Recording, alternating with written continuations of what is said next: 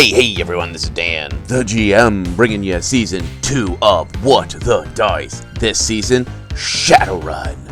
So, I'm gonna shut up and I'm gonna let you meet our runners. Hey guys, I'm Nightlin, and I play Sparkles, the party girl who always comes in with a bang. I'm Ethan, I play Cypher, our troll street Sam, and yes, those are my horns, and yes, I am happy to see you. Hi, I'm Jared, and I play Dexter, and you can put your hand in my pocket anytime. Listener discretion advised. Content warning level, green. Standard Shadowrun subject matter, foul language, sex, violence, drugs. For all of our content warning, none of these subjects go into graphic detail, but it is involved in the story of the episode. Listener discretion advised.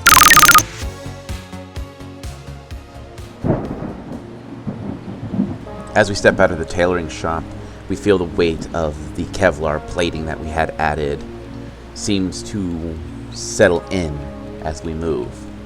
Looking around, we notice that it is raining, like torrential downpour, making the neon and the LED lights seem so much more brighter. We could see wage slaves ducking into buildings, some with umbrellas, others getting into any Johnny Cab or VTOL or Diamond Cab they can get into just to avoid the rain. We give ourselves a long pause. We have this new fancy suit, and we've decided that we're going to try being a face for a while. Get some extra money here and there, work with other teams, expand our runner portfolio, as it would be. But we know that we have one mission that we have kind of invested ourselves in. We want to know who this woman is. This woman that has been at the side of Simon for a couple of weeks now. We know that they're going to the Renraku party. So we reached out to a Decker friend of ours to get ourselves an invitation. We've been waiting and waiting. As we take a deep breath and inhale the moist, clean air from the rain, we hear a ping coming from our comlink. We glance down and there's a attachment from our Decker friend. The ticket that we have been waiting for. We give a chuckle, and as we start to put our comlink away, it starts to vibrate, and then we hear that familiar static. Hoi, hoi, hoi, chummers, Edis Box here. So, I'm, stuck out in no man's land. There is, an accident, or road construction, or something. It's absolutely dead. Fracking stop. Been here for a couple of hours. Yeah. Yeah, a couple of hours of me just sitting, staring at the taillights in front of me, wishing I had a VTOL, but, here I am. Well, eventually I'll get to where I was going. That's neither here nor there. That just means I get more time to sit back, relax, and tell you the truth of what's going on out there in the shadows. So, our runner friends have wheeled and dealed and found themselves away into Maxon's apartment. Means they're one step closer to getting that oh-so-elusive paycheck. And then, who knows what? Maybe an upgrade in their lifestyles. You know, move all on up. Get yourself something new, something fancy. Maybe actually getting their fracking truck fixed up. They're still rocking some of those old colors, you know? Man, I could not imagine driving a bus that was basically just a bee. Well, painted like a bee. I mean, Ed is all about the pizzazz, but rocking the colors of a long abandoned murder brawl team, the Trek, screw that crap. Edis Box is a winner, and Edis Box will not associate himself with the losing types of Murder Ball. Unless they start winning again. Then Edis Box is all for it. So with this information and with these contacts, they are moving in. So, wonder how they're gonna handle this. Wonder what they're gonna find. Let's go find out. The camera slowly pans down this ornate building that is in the center of Prisma Gem. We see the sign for the building itself, Gem of Gem. The camera quickly swipe pans, and we are in the back, in the loading dock area. We see this brightly painted gold and silver step van, and in the back, we see our runners all geared up and ready to go. Now, this is very, very important. What are, if any, weapons are you going to try to smuggle in? I think probably the Warhawk, the Superhawk is going to be a little big, so I will go with the Puzzler. Okay. I really only have a shotgun and a bunch of grenades. So probably at least a smoke to run away. Bring the explosives. Sparkles, bring the explosives. Which ones? Bro, I got options. What level of boom we talking? Oh, okay. All right, right on. So definitely some smoke. We Yeah. need at least you got something that could just start a small fire? I got a crime party. I also got frags. I got high explosives. I got some gas. I got this really fun one called Fuzzy Boom Boom Bunny. Who names these? I don't know, but bring the bunny. I don't know what that does, but bring that, yeah. So the Fuzzy Boom Boom grenades. Yeah. Basically, do you remember the Tiny Tina? Yes. Yes, That's what they are. My soul is happy. So it's bunnies. Yeah, that sounds great. They're basically high-frequency grenades. They're sonic grenades. Okay, The way they describe it is it sounds like a bunch of rabbits screaming. That sounds God. terrifying. Bring that. And it also affects VR and AR. Yeah, just make sure you warn me. I don't want to be in the Matrix for that, because that sounds horrifying. I mean, do you think I can smuggle all of them in? Ooh, make sure you're recording, because that'll give me 2 different angles for a BDL, though. Hell yeah, I'm always recording, baby. BDL of actual fuzzy bunnies going off? Yeah, that'll make us some money. Yeah, that's why I got some sound dampening noises as she pats her ears. Ooh.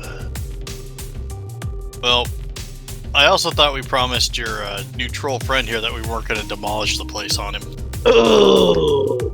Yeah, we kind of did, but I ain't getting caught. We did promise that, but I'm not dying here. Yeah, I was gonna bring at least a smoke or a couple smokes.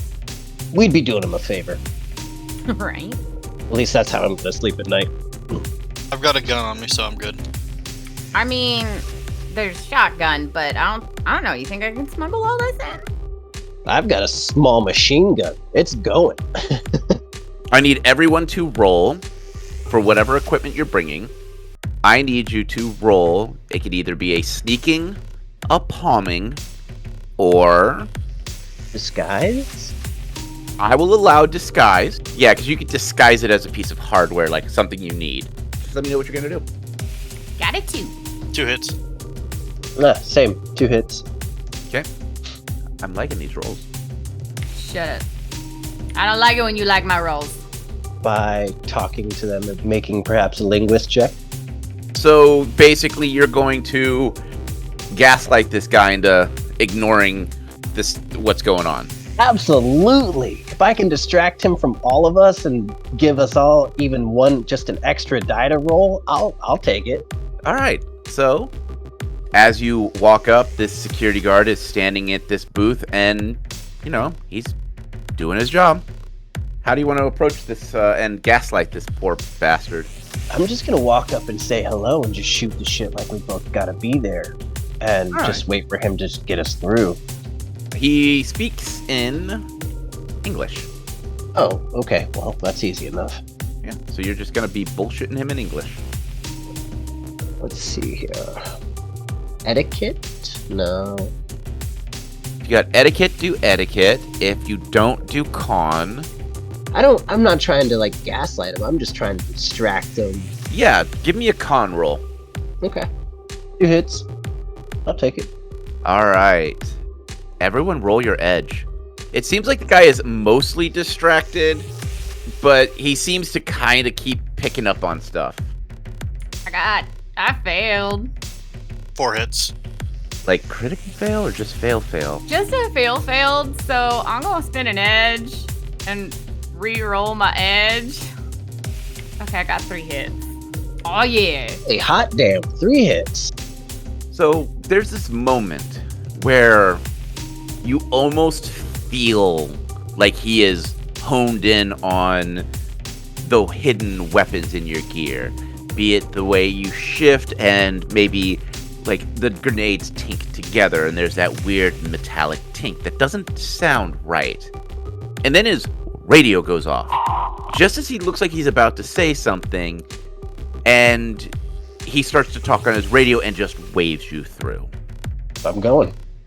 At the penthouse floor, Eric swipes his badge to get in, lets you guys in, shows you the process to clean your boots and stuff like that. And Cypher, your phone rings.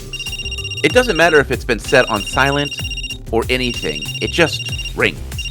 Cypher will look a little puzzled and answer. Hey, Cypher, buddy, it's, hang time, man. Listen, got a job for you. There's this, fragger named Maxon. He's got this, necklace a mutual friend wants from it. They're saying it's important. Yeah, he keeps it in his bedroom in some safe behind a bus. Like, do you remember those old, like, Ratman movies where you, like, they flipped up the head and there was the red button and you pushed the red button and then, like, the false wall would open up, man? Yeah, I kind of remember those. Yeah, his bedroom. Look for the skull thing, head bust thing, man, and, yeah, get us the necklace. Yeah. And is this coming from... Is this a important... You said important, right? This is, from a mutual friend. Wink, wink? Uh-huh. I get your drift, man. Yeah. Just, top priority on this, man. Top priority? Alright, I'll get my my team and I on it. Yeah. Thanks, man. And the line just hangs up. Damn it. Cypher, well look, he goes, alright guys, we also, picked up a secondary job for us too. Oh, yeah? What do you got? Yeah. Like right now? Mm-hmm. Side quest. I mean, okay, what are we doing? What's it paying? Pay will be determined on success. We're retrieving an item besides a script. So it's here too? Yep. In the That's bedroom, convenient. apparently. In a safe. Okay, convenient. Indeed. So, How'd they know we were gonna be here? I mean, you know what? I don't know. it's safer not to know. I mean, we all have friends, right? Okay. You better not be spying on me. I'll just give her a weird eye look at her. Give you a little digital wink. Do I need to be worried about you putting your hands in my pocket now? She'll put her hand in your pocket. Maybe. Fair enough. What is up with this team in pockets? I don't know. God. Dude, pockets are amazing. Hey, you said if I was ever scared, I could put my hand in your pocket. Settle down, children. We'll have a discussion about pockets now. The condo is the epitome of opulence and modern. It is steel and glass, but the steel is that brushed steel. It doesn't really shine or reflect, but it has this, it reflects the light around it, but in that like hazed look. The glass is all black, and has that same kind of frostedness to it. There are carpets from all over Niratova, paintings from everywhere, and this place looks like it has never seen a speck of dust or dirt in its entire existence. Eric grabs a couple of things and walks off to go clean. Does anyone else feel dirty just standing in here? No, it's just some rich asshole's penthouse. Yeah. Just make sure to go shit in his toilet. Soy. Why do you think I had that gas station soy coffee? There you Dude, go. I'll be amazed if that biscuit gets through you at this point. That's what the coffee was for. That's gonna move anything through me. I know, man, that's a soy biscuit. A gas station with that. Alright, well, let's, where we want to start? Who's taking what? Left side, right side, center? Yeah, spread out. Look for a briefcase. I'll take center. Alright, I'll go right. I'll go left. We will start with Cypher, since he has basically was told where to go, because he has his own little mission he needs to complete. Oh, I thought it was all of our missions. Well, no, because of yeah. He's the one that got was told to go get the necklace. Yeah. Oh yeah, by the way, what's this new item we're picking up? It's a necklace. Well, that's descriptive. That's what my Johnson told me. Okay. Hope he only has one necklace. Cypher, when you walk into this man's bedroom, you kind of feel dirty because you notice that there is a mirror on the roof. And you notice that there's a convenient tripod in the corner. But the one thing that stands out is this opulent dresser. It is ornate, and it looks like it's made of actual mahogany. Across it, you see a bust of some old director from the actual TV era. You see, like, his very first ticket for some movie years ago, and a couple of others, like, memorabilia of when he first started. Does any of the busts match the description that I was given? Yes, there is the one bust of the director that is from old times. Actually, you said something about a skull though with it. He described it as a skull bust thing. Your Johnson's high half the time, man. Half the time? I figured that he was high all the time. All right, well then he's high all the time.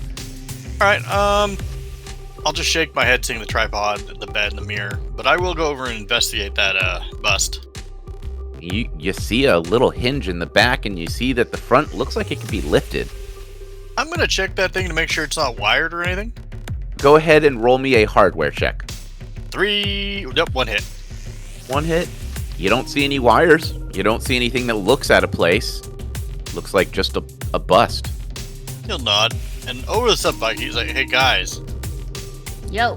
this guy has a legitimate mahogany desk in here."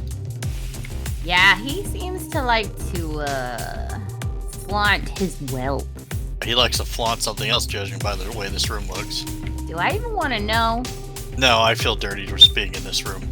But, after he gets done talking sub mic, he will carefully tilt that head back.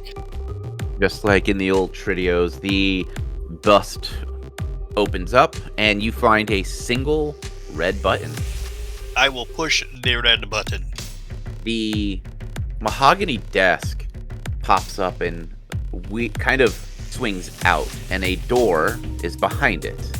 The false wall slides back, and inside you see what looks like a safe room. But sitting on a table is this necklace. It's pretty boring looking. It's a gold chain, but the one thing that strikes as weird is the pendant. It is the best way you could explain it is like that exploding star. You've got a center circle with all these jagged edges of different colors facing in different angles. They're not sharp. Nothing about it seems particularly interesting. It looks like it might even be costume jewelry. I'll see if I can quietly page my Johnson. rings a couple of times. Hang time, Harry, man. What's up? Hey, Hang Time, do you got a description of the said necklace that our important friend wants? That it looks like the cosmos, man. Like looking into the eye of the forever. Is there any special handling that needs to be done with this necklace? I don't know, man. They said it was unknown. They said it's non-hostile, if that helps. I mean, that does help, yeah. Yeah. Have fun, man. Click. Where? God damn it. Call him back real quick. Hang time, Harry, man. What's up? You really gotta stop hanging up before I ask my questions. Where am I dropping this once I've acquired it? Oh, just bring it to me, man. I'll take care of the rest. Any time limit? Nah, man. As long as you got it, we'll know it. Understood. And I'll hang up on him. Okay. I will cautiously look around the room, make sure there's no, like, laser tripwires or anything crazy like that. Roll a perception. 5 hits. Nah, this looks like a safe room, like a safe house room. So there's a bunch of monitors looking out, but nothing really looking in. Alright, I will take out a small handkerchief or something, pick up the necklace, wrap it up, and stow it. As you touch it, the world seems to shatter in front of you, as if you were seeing 1,000 different instances of different motions. You see one where Sparkles is getting shot by an RPG. You see one where P. Dexter is what looks like hang gliding off of the back of a dragon. You see images of like you diving into the ocean, and one where there's a sub that you are deep under the ocean looking into the abyss. It doesn't make any sense. You see almost like a shattered mirror around you.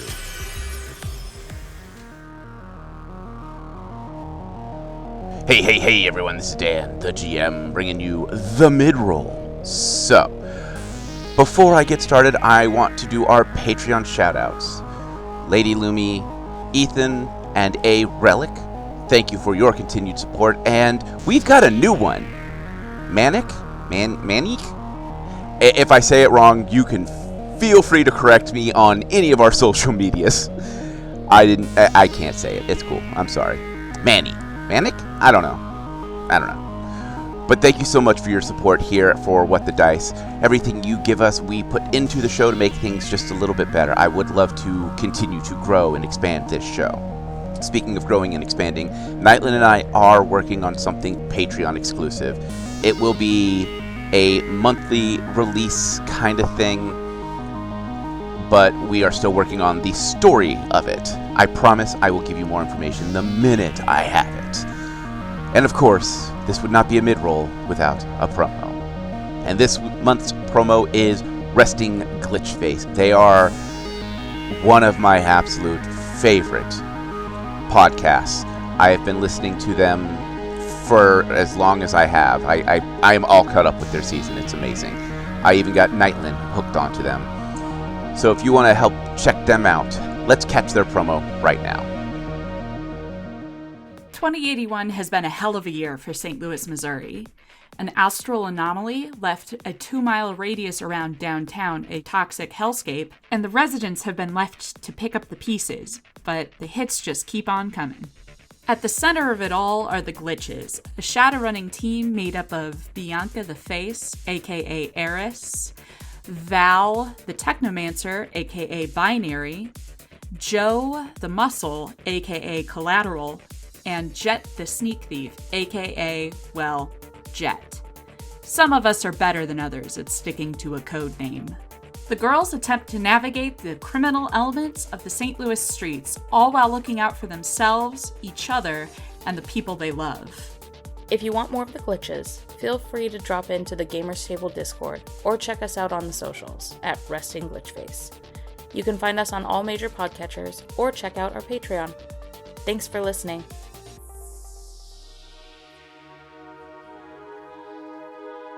If you want to support them or catch their show, all the links will be down in the description as per usual.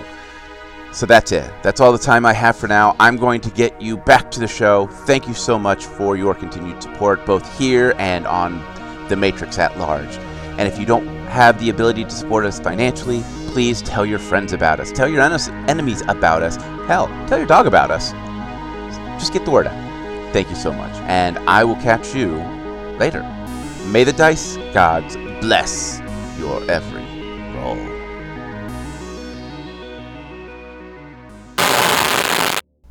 Hold up, hold up, hold up. Something's not right. A contact shouldn't know where you're at. Shouldn't have that kind of detail. Something ain't right. Hold on a second. Hold on. Let me check something. Yeah. No, there are new pages in this book. Okay.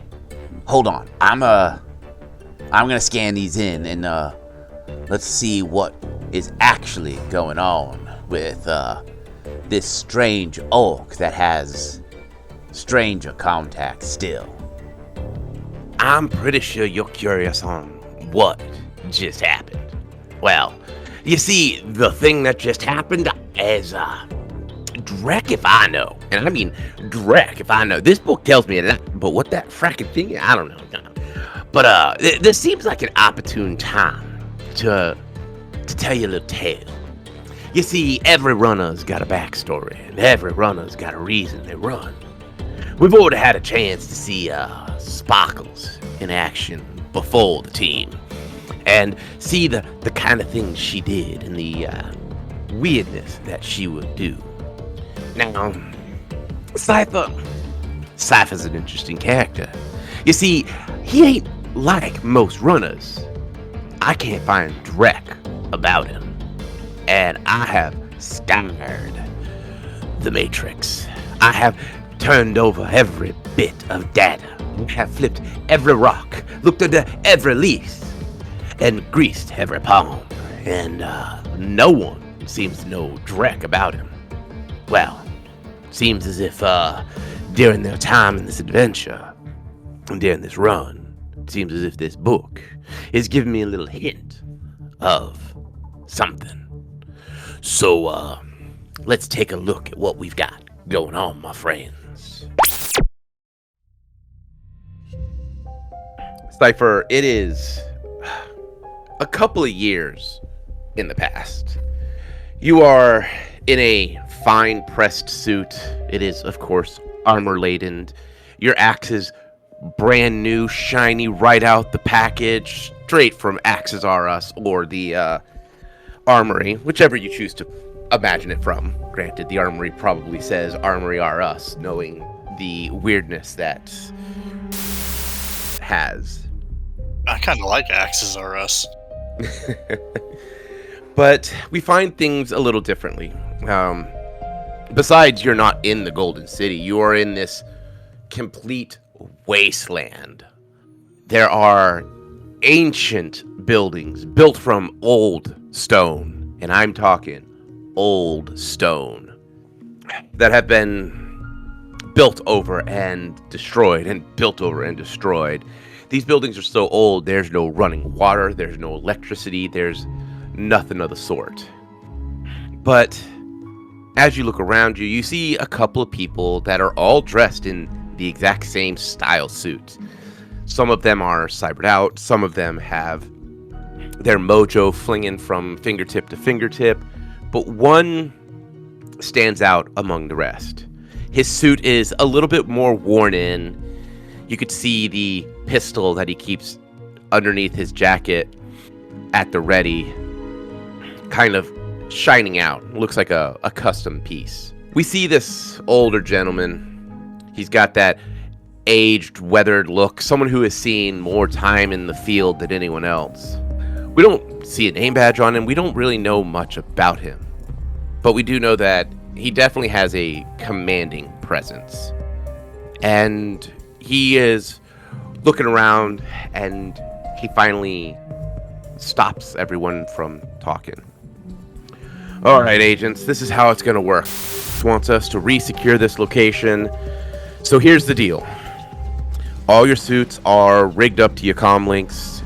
They are set to record. Now, remember what says.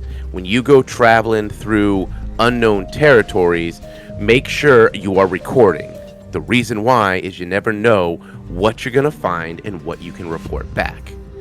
So, make sure if you ever go hunting in any type of underground territory, any forgotten locations, or if you ever get a mission from, find a way to get the recording. Even if it's bits and pieces, you got to make sure we've got some of that evidence, because you never know what kind of crap the guys in the lab can find.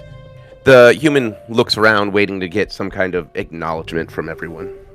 Cypher will nod his head at the man in charge, and so, sir, what exactly are we looking for out here? So that's the thing, Agent. We don't know. We know that something, not entirely sure what, has decided to take hold of this old building. It could be nothing. I mean, it could just be some devil rats. It could just be some squatters. It doesn't matter. We were told, come down, secure. If it's something big, we'll call in the big guns. As he turns. So, this is a live fire event, my friends. So, go ahead, get your weapons at the ready. And, Agent Cypher, you go ahead and take the lead. Cypher will nod at his commanding officer and take out his axe, make sure everything is all nice and ready to go with it, and wait for the rest of the group to assemble. The rest of the team lines up behind you pretty quickly. And the lead agent gives the nod as he lowers his glasses, and you see them flash red so that you can tell that he has got thermal vision active. As you step into this old, forgotten building, it is disgusting. There's the stench of 1,000 years of moisture that just thickens the air. There's the sounds of water dripping down stones and just that natural unpleasantness of these old ruins in this area. You've worked these ruins before, you've trained in them many a times, and there's just a smell that you just can't get out of your uniform for weeks. To the point of literally has a drop off your uniforms here for detox and cleaning. That's how bad some of these places get. As you start to travel down slowly, there's this foreboding feeling. There's this uncomfortable pressure in the air, as if something is watching you. Can I get a perception check? 2 hits. With 2 hits, it's not hard to see, especially with your natural thermographic vision. There is this moisture, this air around has kept these stones cold, so there's this darkness to the stone itself, this blue hue. But you start to see these lines of red where there's heat. Something has touched this stone relatively recently. I'll motion for the group to stop and see if I can follow the trail with my eyes to see if there's like anything up ahead that it may have stopped moving abruptly or not. Okay, go ahead and give me another perception check. 2 hits. 2 hits? Yeah, you definitely see at least one set of handprints that seems to trail off down a pathway that is just narrow enough for a human to walk sideways and have to kind of skirt between 2 sections of stone. What's up, locals? Guys, I've got, it looks like something humanoid size that went through 2 stone slabs, big enough for about a small humanoid to get through. Been through here recently. The lead agent gives a nod as he looks over to one of the ones that are clearly a mojo flinger. You see their eyes turn this glowing blue as they look around. You've been at least formally educated on magic. You understand that what they're doing is a magical perception. They are looking through the astral to see what's going on, giving them sight beyond sight. After a moment, they give the nod of, there's definitely something here. It's something that is infected, something that shouldn't be here. The lead agent gives a nod as he calms over the sub-vocals. All right, agents, so here's the thing. It seems as if we might have a ghoul problem. So make sure you keep your wits about you. Your armor is going to protect you for a bite or two. Don't let him get to fleshy bit. This is a no holds bar. I don't care if you go in loud. I don't care what happens. We need to clear out this nest before it gets too bad. We don't know how many exactly there are, but we do know that there's at least a handful of them. So let's keep pushing forward. Make sure you keep recording. If you see anything out of the usual, keep your wits about you. Remember, you've been trained for this. He gives you the signal to go ahead and continue on. Now, the gap that the creature went through, that's too big, too small for me to go through, correct? Oh, definitely. Like a human would be squeezing. Alright, I will see if I can find another direction for myself and larger people to go through. Go ahead and give me a perception. 3 hits. With 3 hits, yeah, it's taking some time. It's following these old, forgotten pathways. There's been a couple of times where you've had to push old, rotted doorways out of the way and wait to make sure doorways don't crumble, things of that nature. Eventually you come to this fork in the road, a right and a left. There is handprints that are fresh in different sections. It looks as if whatever these ghouls have definitely taken upon themselves to explore this area. Are the thermal prints on both passages or just one side? On both passages. And how many people are in my team? You, a Mojo Flinger, a cybernetic guy, and then the lead agent. So there's, I believe, 5 of you all together. He'll motion back on the sub-vocal that he goes, guys, looks like they've been down both paths. I'd say let's take the first left path and then we'll double back and deal with the right path. The lead agent gives you a nod and lets you take the lead. Alright, I will very cautiously and quietly going down that left path. Go ahead, since you are going quietly, give me a sneaking test, please. Failure. Like critical glitch? Nah, just failure. Oh, just failure. Alright, so no hits on that, huh? No hits. As you walk, your axe and your hand just scrapes across a stone. If it was a normal human, they probably wouldn't hear you, but these are ghouls. They are blind, which means they have that lovely thing of stronger hearing.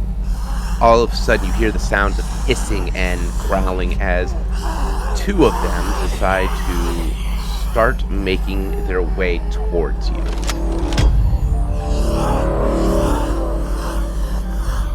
Alright, so you are first up. You've got the ghoul closest to you is currently hissing and snarling and moving towards you. The other one is a little further back, but is also, knows you're there. Alright, where's the... I'm assuming our Mojo Flinger is probably, mid to rear of the pack? Yeah, he's near the back. Okay. Well, I'm gonna have to go ask this ghoul a question or 2. Alright, go for it. 4 hits. You net 3. You go ahead and describe the kill. How much space do I even have to swing in here? This hallway is like 2 people wide. Like, there's enough room for you and half a person. Alright, in a kind of a sweeping diagonal strike, I will bring the axe right up across its gut and up its torso in a big cleaving fashion. As the first ghoul drops down dead, and the other one snarls and growls and charges at you, he leaps over his dead ghoul buddy and tries to take a chomp out of you. And I've got 2 hits. Go ahead and roll me that physical defense. I have gotten 5 hits. Alright, with 5 hits, that means you have successfully dodged as this ghoul comes down and bites. You bring your axe up and it chomps down on the metal pole that is on the axe itself. It is snarling and trying to bite and growl at you. It is your action. Alright, since he just took a bite out of my brand new shiny combat axe, I'm gonna have to beat him with it. Roll for it. Looks like 2 hits. I have 2 hits as well, which means this ghoul has been able to kind of hang on as you are swinging this axe around. He is going to try to bite down on your hand, since that is probably the closest thing he's got to any type of leverage on you. I've got 3 hits as he is attempting to shift and bite down on your hand itself. Okay, looks like I have 5 hits. You are able to shift and keep with this ghoul's movement back and forth, slamming him against a wall or two as the battle rages on.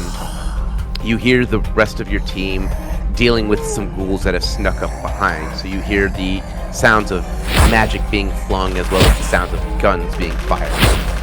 It is your move. What would you like to do to this ghoul that is trying to make you his afternoon snack? Well, I'm gonna feed him my axe since he seems so inclined to bite it. Alright, go for it. 4 hits. In the process of flinging him back and forth, you are able to dislodge him from the axe itself, giving you a nice, clean window of opportunity. What would you like to do? Describe your kill. Well, since like I said, he was so fond of chewing on my brand new shiny axe, I'm going to just cleave the axe right through his face and mouth and just take it out the backside of his skull. There's this gargly, hissy sound as the gunfire and the mojo flinging from behind you finally comes to an end. As you look back, the other agents are fine.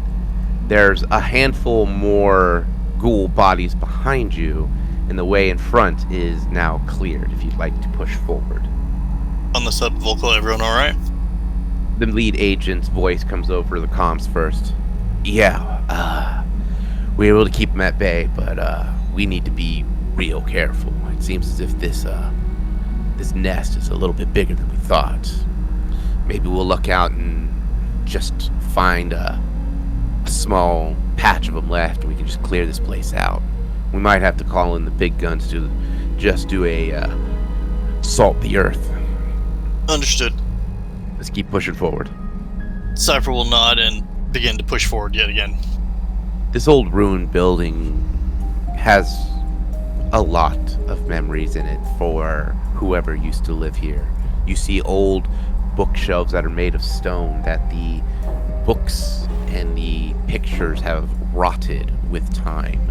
You see old mechanical machinations, old clockwork robots that have rusted and are beyond repair.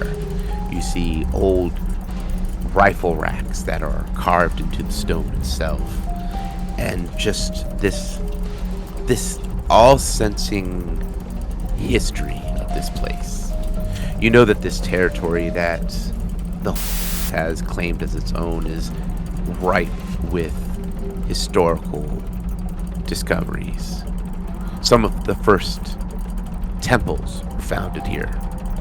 Even the headquarters itself, there's rumors that it's an old, forgotten temple that has been in the possession for a millennia, if not longer. As you push forward, the air starts to thin out. You're starting to smell that fresh air. And as you step in, this room is colossal. Much bigger than you would expect it to be. And in the center, there is this old blue crystal that just hums with magical energy, creating this fresh air about. The lead agent steps in, looks around. All right, team. Anyone know what this stuff is? If you want to roll, let's do magical threats or extraplanar threats, whichever one you want to roll. So 0 hits on it. Well, it seems as if Cypher may have skipped class that day. Between the other two, the mage is the first to speak up. It's an old wind crystal.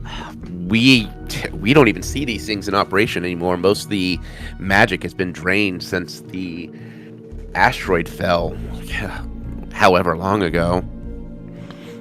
The lead agent nods as he chuckles. This is rare to see one that's in working order. What we end up seeing is that over time they renew their charge if magic around it isn't used. So if spirits aren't conjured in the area, or if things of magical nature are not in the area or not summoned, mages don't use their magic, these things seem to slowly, and I mean really slowly, recharge. Make sure you guys are getting video of this. We want to make sure that the guys down in the lab sees this so that they know that this thing's active again. Last time we secured this area, this thing was basically just a shiny rock that we didn't even know which element it was bound to. Cypher will make sure that he is getting a good recording of it for the... At this point, the main agent nods. All right, we're going to need to split up from here. Cypher, you take to the north. You two. You go west, you go east. I'm going to secure this area and see if I can't reach. If you guys have any issues that you can't handle, let me know, and I'll come running. Copy that, sir. As you head to the north, you see this small little area that you're going to have to make a run jump to make it across. So give me a running roll. 4 hits. With 4 hits, you take a running jog and you clear it with ease. As you land on the other side, you hear the sounds of like glasses tinking together.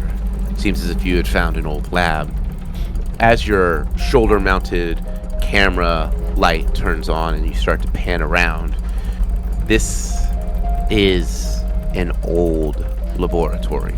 You see glass that is filled with this amber liquid. You see eyeballs floating in this gelatinous ooze in a jar, probably some kind of preservative. As you pan around, you see things that look like attempts at cyberware, or at least some way to help people who have lost arms or legs, that are a little bit more advanced than the area would entail.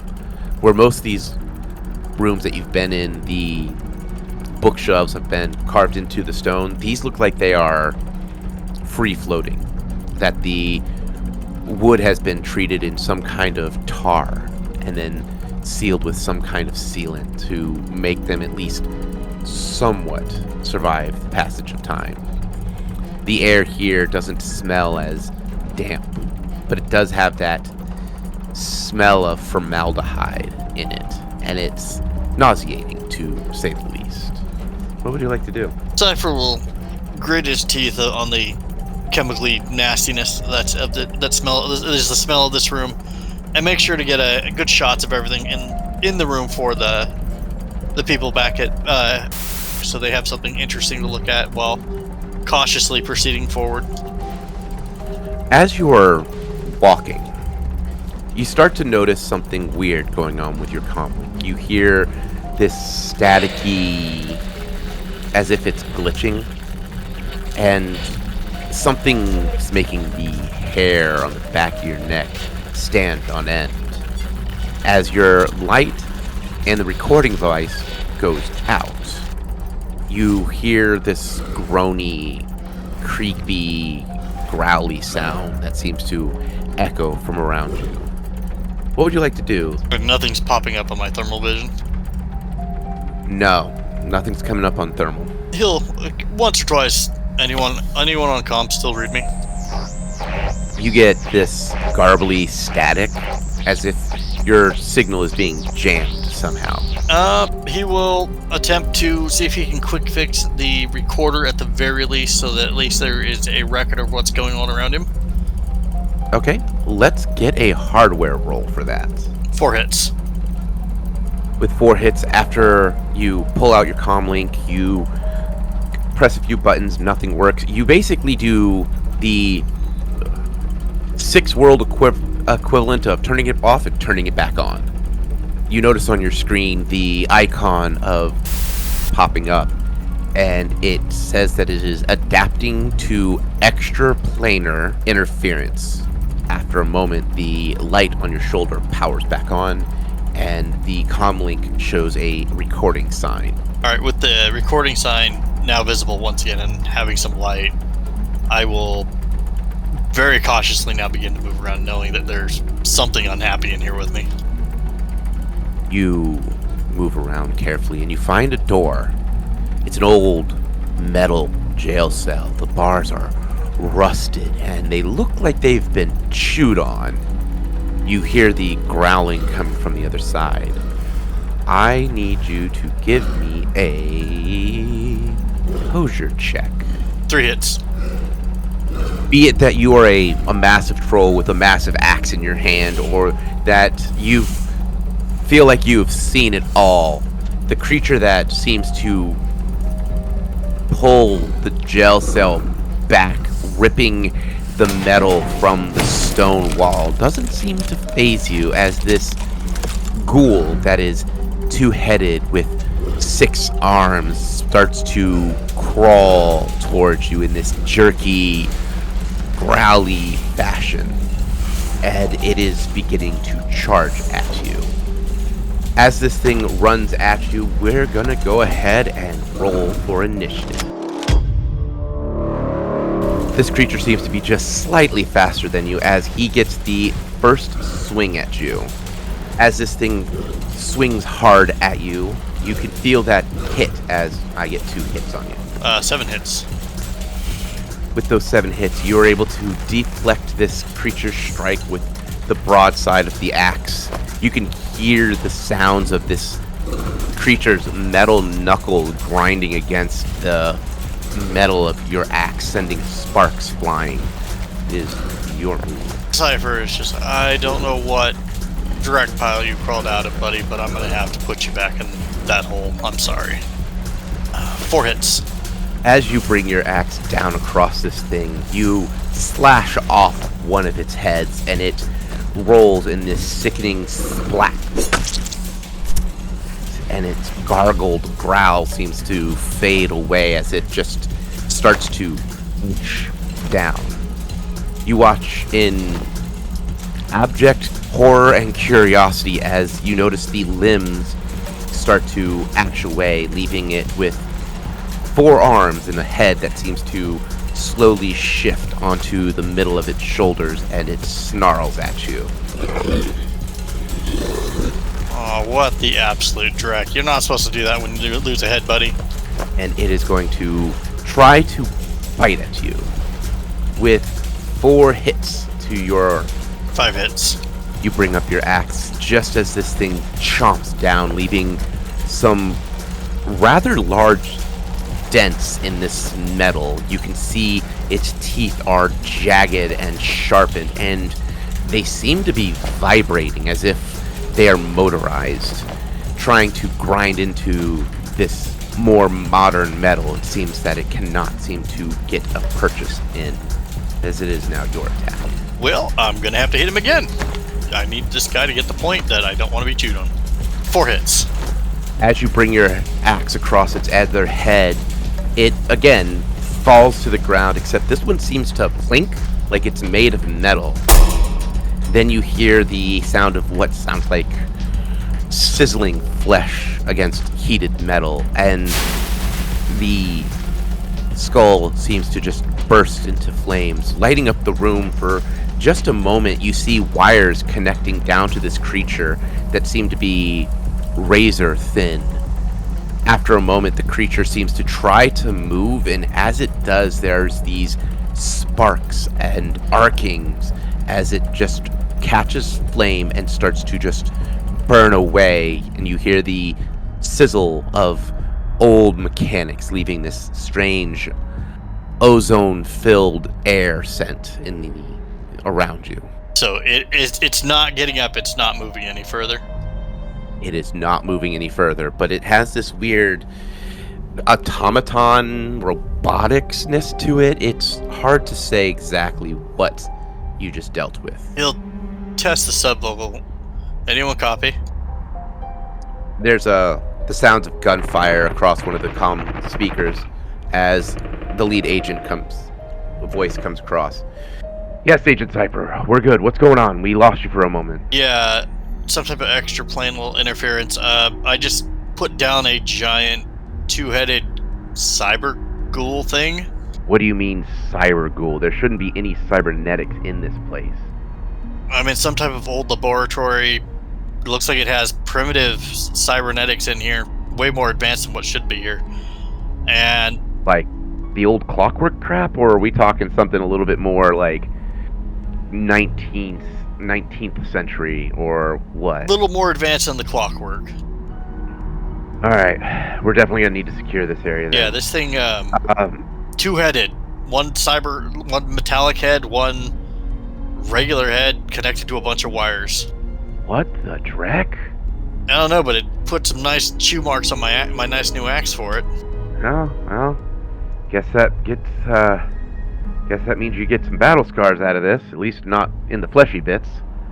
Alright, we need to regroup at that wind crystal. We're gonna get out of here. I think this is above our pay grade at this point. Copy that, sir. After a couple of minutes, you eventually regroup. Your team is not too bad off. A couple of burn marks, couple of what looks like maybe broken glass that got thrown in one of their faces. Nothing that indicates anything more than just a couple of minutes stuck in medical and getting 15,000 shots to make sure you don't get any type of weird ancient disease. As you all make your way back out into the convoy, you are greeted with that fresh air of your home continent. As you all load into this old military-grade Hummer, in the back there's the medical kit for everyone, the initial booster shot for any airborne diseases. As the lead agent leads back, you hear over the comms, Agent Jorg, report in. Home base needs to know what's going on down there. As the agent begins to explain what they found, the world seems to slowly reform. And we end this episode here.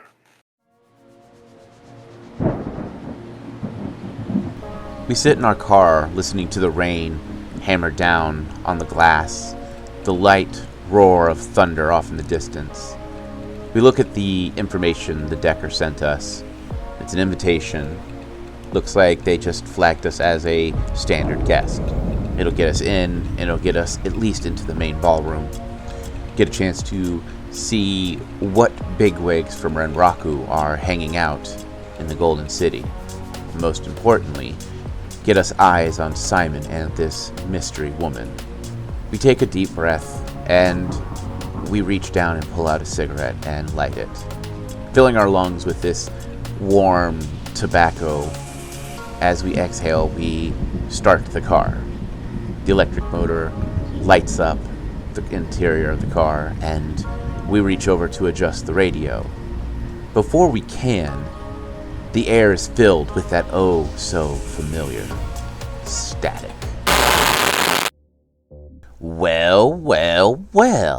It seems as if our runner friend ain't so much a runner as some kind of agent. It's weird though. They didn't give any indication of who or what or anything of what's going on. I can't tell if they's Renraku. I don't think they're Ascorp. Just because, didn't mention anything about blood mages. And then that weird Drekken ghoul? Zombie. Flesh. Tech. Creature. Whatever it is. Something ain't right. That boy, that Cypher man, there's something about him. There's something about him we need to keep our eyes on. Wonder what other secrets he's got rattling around in that past of his. Huh. Never seen that warning before. Yeah, Eddie's gotta pop off and go find himself a place to lay low. Probably somewhere out in no man's land, make it hard for me to be found. Well, as always, my friends, remember the 3 rules of running. Stick to the shadows. Always keep your gun loaded. And never make a deal with a dragon. Citizens of Nira Tova, listen closely. Please disregard the previous broadcast. It contains misinformation. Trust this source. This message is for your protection. Repeat. Disregard. This transmission will now cease.